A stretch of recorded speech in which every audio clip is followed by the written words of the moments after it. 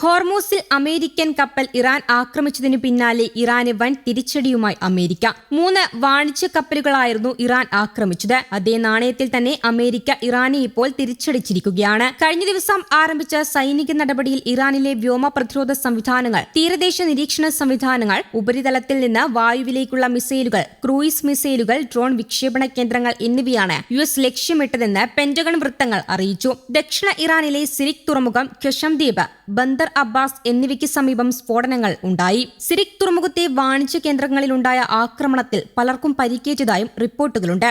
Hormuz കടലിടുക്കിൽ Saudi അറേബ്യയുടെയും ഖത്തറിന്റെയും കപ്പലുകൾ ഉൾപ്പെടെ 3 വാണിജ്യ കപ്പലുകൾക്ക് നേരെ ആക്രമണം ഉണ്ടായതാണ് US നടപടിക്ക് വഴിവെച്ചത്. ഒരു ഖത്തർ LNG ടാങ്കറിന് നേരെ അജ്ഞാത ആക്രമണം ഉണ്ടായപ്പോൾ സൗദി ടാങ്കറിന് നേരെ ഇറാൻ റവല്യൂഷണറി ഗാർഡ്സ് മിസൈൽ ആക്രമണം നടത്തിയതായാണ് റിപ്പോർട്ടുകൾ. എന്നാൽ കപ്പലുകൾക്ക് നേരെയുള്ള ആക്രമണത്തിൽ ഇറാൻ ഔദ്യോഗികമായി പ്രതികരിച്ചിട്ടില്ല. ആക്രമണം തുടങ്ങിയെന്ന് അമേരിക്കൻ സെൻട്രൽ കമാൻഡ് അറിയിച്ചിട്ടുണ്ട്.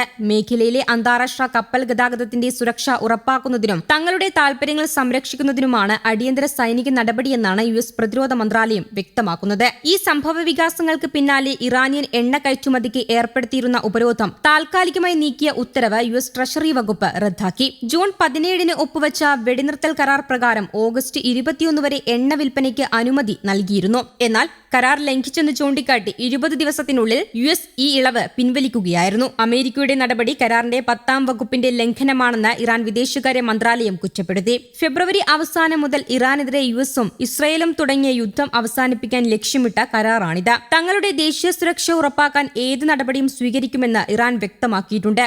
അതേസമയം കൊല്ലപ്പെട്ട പരമോന്നത നേതാവ് ആയത്തുള്ള അലി ഖമനേയുടെ സംസ്കാര ചടങ്ങുകൾക്കായി ഇറാഖിലായിരുന്ന ഇറാൻ പ്രസിഡന്റ് മസൂദ് പെഷസ്കിയാൻ ആക്രമണ വാർത്തയെ തുടർന്ന് രാജ്യത്തേക്ക് മടങ്ങി. ഹോർമൂസ് കടലിടുക്കിലെ ഗതാഗത മാർഗത്തെ ചൊല്ലി നേരത്തെ തന്നെ ഇരു രാജ്യങ്ങളും തമ്മിൽ തർക്കങ്ങൾ നിലനിന്നിരുന്നു. തങ്ങൾ നിശ്ചയിക്കുന്ന വടക്കൻ പാതയിലൂടെ മാത്രമേ കപ്പലുകൾ കടന്നു പോകാവൂ എന്ന് ഇറാൻ നിർബന്ധം പിടിക്കുമ്പോൾ US നാവികസേന സുരക്ഷയൊരുക്കുന്ന തെക്കൻ പാതയിലൂടെ സഞ്ചരിക്കാനാണ് വാഷിംഗ്ടൺ കപ്പലുകളോട് ആവശ്യപ്പെടുന്നത്. മേഖലയിൽ അസ്ഥിരത വീണ്ടും വർദ്ധിച്ചതോടെ ലോകവിപണിയിൽ എണ്ണവിലയിൽ ഉൾപ്പെടെ വൻ ചാഞ്ചാട്ടങ്ങൾക്ക് സാധ്യതയേറിയിട്ടുണ്ട്. ആക്രമണം ഉണ്ടായ പശ്ചാത്തലത്തിൽ ഇറാനെതിരെ കടുത്ത വിമർശനവുമായി ഖത്തർ രംഗത്തെത്തി. ഹോർമൂസിൽ ആക്രമിക്കപ്പെട്ടത് തങ്ങളുടെ ടാങ്കറാണെന്ന് സ്ഥിരീകരിച്ച ഖത്തർ ചെറിയ നേട്ടങ്ങൾക്ക് വേണ്ടി മേഖലയിലെ മറ്റ് രാഷ്ട്രങ്ങളുടെ സ്വത്തുക്കൾ നശിപ്പിക്കുന്നത് നിർത്താൻ ഇറാനോട് ആവശ്യപ്പെട്ടു. മേഖലയിൽ ഇറാന്റെ സാന്നിധ്യത്തെ അവഗണിക്കാൻ കഴിയില്ലെന്ന നിലപാട് സ്വീകരിച്ചിരുന്ന രാജ്യമാണ് ഖത്തർ എന്നതിനാൽ അവരുടെ ഈ പുതിയ നീക്കം വരും ദിവസങ്ങളിൽ സ്ഥിതിഗതികൾ കൂടുതൽ രൂക്ഷമാകുമെന്നാണ് വിലയിരുത്തൽ. സംഭവത്തിലുണ്ടാകുന്ന എല്ലാ പ്രത്യാഘാതങ്ങൾക്കും നഷ്ടങ്ങൾക്കും പൂർണ്ണ ഉത്തരവാദി ഇറാൻ മാത്രമായിരിക്കുമെന്നും ഖത്തർ മുന്നറിയിപ്പ് നൽകി. ഹോർമൂസിൽ വീണ്ടും ടാങ്കറിന് നേരെ ഡ്രോൺ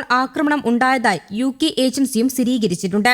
ആക്രമണത്തിൽ കപ്പലിന് ചെറിയ തോതിൽ ഘടനാപരമായ കേടുപാടുകൾ സംഭവിച്ചിട്ടുണ്ടെങ്കിലും ആളപായമോ പരിസ്ഥിതി ആഘാതമോ റിപ്പോർട്ട് ചെയ്തിട്ടില്ല. ഒമാൻ തീരത്ത് വെച്ച് ആക്രമിക്കപ്പെട്ട ആദ്യത്തെ ടാങ്കറുകളിൽ നിന്ന് ഒന്നിനെ തീപിടിച്ചിരുന്നു. കടലിടുക്കിൽ നിന്ന് തെക്കോട്ട് ഒമാൻ ഉൾക്കടലിലേക്ക് കടക്കാൻ ശ്രമിക്കുന്നതിനിടയിലാണ് ഈ കപ്പലിന്റെ പോർട്ട് സൈഡിൽ പ്രൊജക്ടൈൽ പതിച്ചത്. രണ്ടാമത്തെ ടാങ്കറിനും ഘടനാപരമായ കേടുപാടുകൾ സംഭവിച്ചെങ്കിലും ആർക്കും പരിക്കേറ്റിട്ടില്ല. ഖത്തറിന്റെ ലിക്വിഫൈഡ് നാച്ചുറൽ ഗ്യാസ് ടാങ്കറായ അൽ റഖയാത്ത് കടലിടുക്കിൽ വെച്ച് ആക്രമിക്കപ്പെട്ടത് അന്താരാഷ്ട്ര നാവിക ഗതാഗതത്തിനും ആഗോള ഊർജ്ജ സുരക്ഷയ്ക്കും നേരെയുള്ള അസ്വീകാര്യമായ കടന്നുകയറ്റമാണെന്ന് ഖത്തർ വിദേശകാര്യ മന്ത്രാലയ വക്താവ് പ്രതികരിച്ചു. ഇത് അന്താരാഷ്ട്ര നിയമങ്ങളുടെ ഗുരുതരമായ ലംഘനമാണെന്നും ആക്രമണത്തിന്റെ പൂർണ്ണമായ നിയമപരമായ ഉത്തരവാദിത്വം ഇറാന് മാത്രമാണെന്നും അദ്ദേഹം എക്സിൽ കുറിച്ചു. അതേസമയം ആവർത്തിച്ചുള്ള മുന്നറിയിപ്പുകൾ അവഗണിച്ചതിനെ തുടർന്നാണ് ടാങ്കറിന് നേരെ ആക്രമണം ഉണ്ടായത്. ആക്രമണത്തിന്റെ ഉത്തരവാദിത്വം ഇറാൻ നേരിട്ട് ഏറ്റെടുത്തിട്ടില്ല.